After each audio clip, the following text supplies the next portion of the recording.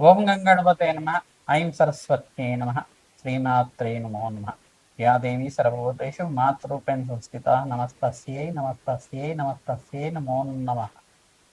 ఓం నమ శివాయ. శివాయ గురవే నమ. క్లీం కృష్ణాయ గోవిందాయ గోపీజనవల్లభాయ శ్రీకృష్ణ పరబ్రహ్మణే పరంజ్యోతి శ్రీను.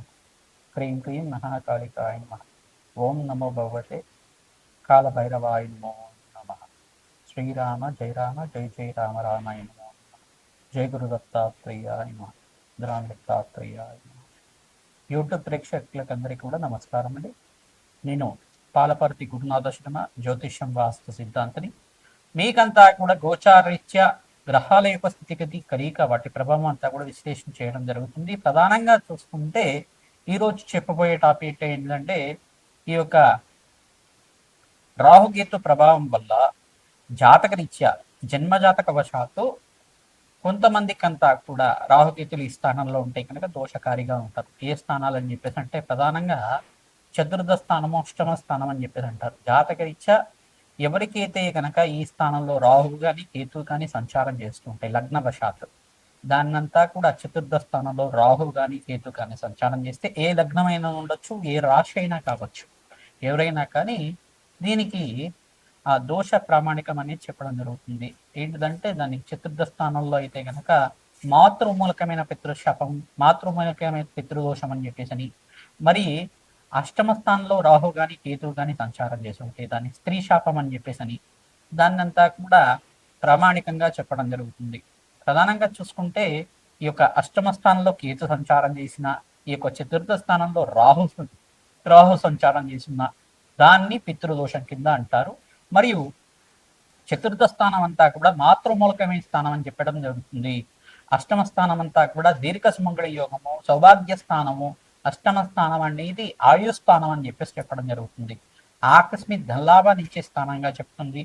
మరియు ఆకస్మిక ధన వ్యయాన్ని ఇచ్చే స్థానంగా చెప్పడం జరుగుతుంది. కర్మ ఫలితాన్ని అనుభవించే విధంగా చేసే స్థానంగా చెప్తుంది. ఈ యొక్క స్థానాలను బట్టి ఫలితాలు అనేది మారుతూ ఉంటాయి అన్నమాట.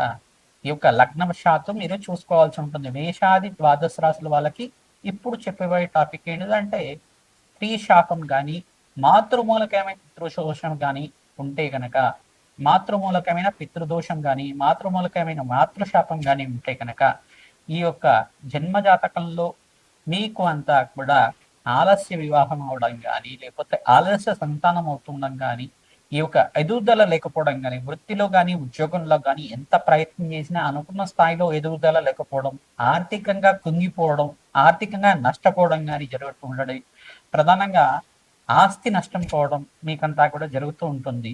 ప్రధానంగా స్థిరాస్తి అంతా కూడా ఎంత ప్రయత్నం చేసినా కొనుక్కోలేకపోవడం, గృహయోగం అంతా కూడా ఎంత ప్రయత్నం చేసినా కొనుక్కోలేకపోవడం, భూ సంపద అంతా కూడా ఎవరి చేతిలో మీరంతా కూడా నష్టపోవడం అనేది జరుగుతూ ఉంటుంది అన్నమాట. ఎవరి వల్ల అయినా కానీ స్త్రీ శాపం కానీ ఇవన్నీ ఉంటాయి కనుక దీన్ని ప్రామాణికంగా అంతా కూడా జాతకరీత్యా ఉండే దోషాలకంతా కూడా జ్యోతిష సిద్ధాంతంతో మీ జాతకాన్ని అంతా కూడా జన్మ జాతకాన్ని విశ్లేషణ చేయించుకోవాలి.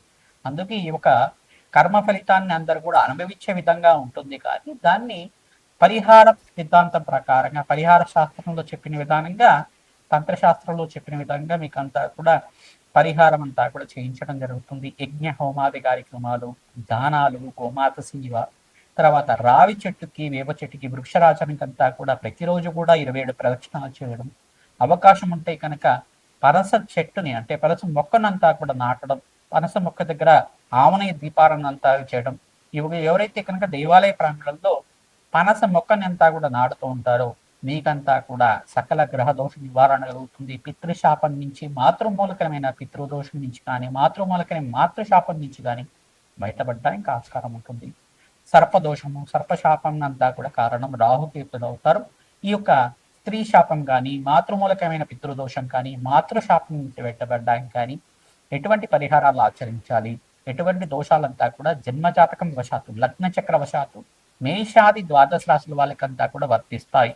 రాహుకేతు ప్రభావం వల్ల ఎటువంటి పరిహారం అంతా కూడా చేసుకుంటే అఖండమైన ఐశ్వర్య ప్రాప్తి కలుగుతుంది, వంశాభివృద్ధి కలుగుతుంది అంతా కూడా తెలుసుకోవడం జరుగుతుంది. ధనస్సు రాశి జాతకులకి లగ్న చక్ర వశాత్తు ఈ గ్రహస్థితి అంతా కూడా ఉంటే కనుక ఈ యొక్క పితృదోషం కానీ, మాతృమూలకమైన పితృదోషం కానీ ఉన్నట్టు పరిగణనలో తీసుకోవాల్సి ఉంటుంది. లగ్న చక్రవశాత్తు చతుర్థ స్థానంలో కేతు ఉంటే దాన్ని మాతృశాపం అంటారు, మాతృదోషం అంటారు. మరియు అష్టమ స్థానంలో కేతు కానీ రాహు కానీ అంగారకుడితో పాటు కలిసి ఉంటే మాంగళ్య దోషము మరియు స్త్రీ శాపం అని చెప్పేసి అంటారు. ఈ యొక్క అష్టమ స్థానంలో కేతు ఉన్న దాన్ని స్త్రీ శాపం అంటారు, మాంగళ్య దోషం అంటారు, ప్రధానంగా మాంగళ్య దోషం అంటారు. దీని నుంచి బయటపడడానికి ప్రతినిత్యం కూడా మీరు సువాసిని యాచన విధానం చేయడం, సుబ్రహ్మణ్య స్వామి కళ్యాణం ఆచరించడం, అఖండమైన దీర్ఘ సుమంగళి యోగం సిద్ధించడానికి ఆస్కారం ఉంటుంది. గోమాత సేవ విశేషంగా చేయాలి. సువాసినికి శనగలంతా కూడా దానం చేయాలి. ఆ ముత్తైదువులకంతా కూడా శనగల వాయనం ఇవ్వడం వల్ల మంగళగౌరి దేవిగా భావించి వాళ్ళకంతా కూడా భోజనాలు అంటే అన్నదానం చేయడం వల్ల అఖండమైన దీర్ఘ సుమంగళి యోగం సిద్ధించడానికి ఆస్కారం ఉంటుంది. అష్టైశ్వర ప్రాప్తి కలుగుతుంది. గురువారము పుష్యమి నక్షత్రం ఉన్న రోజున విశేషంగా ఈ కార్యక్రమాలు చేయండి. ఆదివారము పుష్యమి నక్షత్రం ఉన్న రోజున ఈ యొక్క దాన కార్యక్రమాలు చేయడం వల్ల మంచి ఫలితాలు పొందుతారు. ప్రతినిత్యం కూడా అమావాస్య వేళల్లో బ్రాహ్మణోత్తమకంతా కూడా మహావిష్ణు స్వరూపంగా భావించి స్వయంపాక దానం, మాతృమూలకమైన శాపం నుంచి బయటపడడానికి స్వయంపాక దానం చేయడం, పితృదేవతల ఆరాధన విశేషంగా చేసుకోవడం, పిండపతానాలన్నీ కూడా తిథి పాటించి మీరంతా కూడా ఆచరించడం, ప్రధానంగా గయా శ్రాద్ధం, గయా పుణ్యక్షేత్రాలంతా కూడా మాతృమూలకమైన పితృదోషం ఉన్న వాళ్ళు గయా శ్రాద్ధం అంతా కూడా గయాస్థానంలో అంతా కూడా శ్రాద్ధాలంతా కూడా చేసుకోవడం మంచి ఫలితాలు పొందుతారు. పిండ ప్రధానాలంతా కూడా మోక్షనారాయణ బలి విధానం ఆచరించడం వల్ల పితృదోషం, పితృశాపం నుంచి బయటపడడానికి ఆస్కారం ఉంటుంది. గోమాత సేవ విశేషంగా చేసుకోవాలి. శనగలు నానబెట్టినవి గోమాతకు తరపించడం వల్ల ప్రతినిత్యం కూడా గోమాతకి అంతా కూడా ప్రీతికరంగా ఎవరైతే కనుక శనగలు నానబెట్టినవి పెట్టడం వల్ల నీకంతా కూడా సర్వశాపాల నుంచి బయటపడడానికి ఆస్కారం ఉంటుంది. మాంగళ్య దోషం నుంచి బయటపడడానికి ఆస్కారం ఉంటుంది. అష్టేశ్వర ప్రాప్తి కలుగుతుంది. భోగభాగ్యాది సమృద్ధి కలుగుతుంది. స్త్రీ శాపం నుంచి బయటపడడానికి ఈ కార్యక్రమాలు చేయండి. పితృశాపం నుంచి బయటపడడానికి, మాతృమూలమైన మాతృదోషం నుంచి బయటపడడానికి ఆస్కారం ఉంటుంది.